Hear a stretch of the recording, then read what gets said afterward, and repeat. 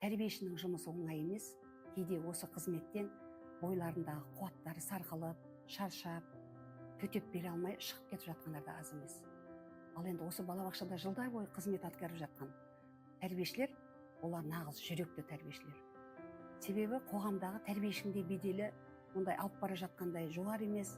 Оған қоса мектептегі мұғалімдерден жалақысы да төмендеу. Сондай кезде маған бір ой келеді. Осы жүректі тәрбиешілер не себепті балабақшада қалып жатыр деген. Себебі олар анасының құшағынан енді ғана ажыраған. Көздері мөлдіреп, бар үміті сенде. Сен не айтсаң да заң. Бір ғана қағидаттық ереже бар оларда. Апай айтты деген ғана заң бар. Сондай нағыз адал періштелердің ортасында қызмет атқарасың. Бұл тәрбиешілер қоғамдағы бір үлкен бір атақ даңққа бөленген балабақшаның жүрегі деген атақ берер едім бұндай тәрбиешілерге. Себебі біздің балабақшаның балалары қулық сұмдығы жоқ, өтірік айта алмайтын, өмірдегі керек емес дағдыларды әлі бойына сіңіріп үлгермеген періште жандар.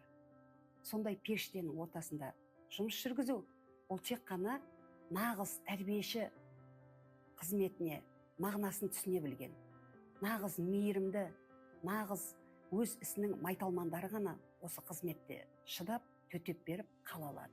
Ең бір қызығы барлық балабақшада да осы жағдай қайталанады деп ойлаймын. Алғашқы оқу жылында кіші топты қабылдайсың, 2-3-тегі балалар.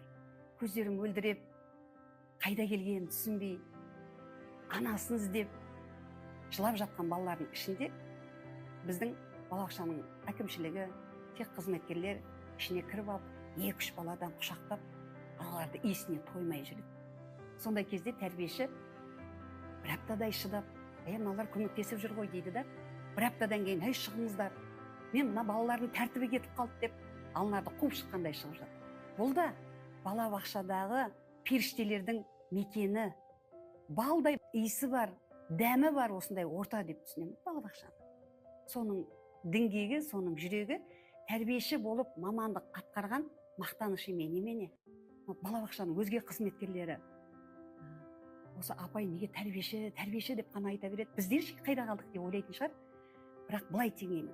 Ең құнды тас бриллиант болса, сол бриллианты балабақшаның тәрбиешілері ғой деп түсінемін.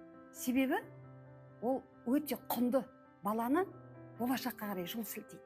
Бала тәрбиешінің не жасаса соны жасайды. Не айтса сол заң. Не десе сол ереже. Ата-анасынан да жоғарғы орынға қойып қояды. Ал неге тәрбиеші деп бриллиант деп айтады? Себебі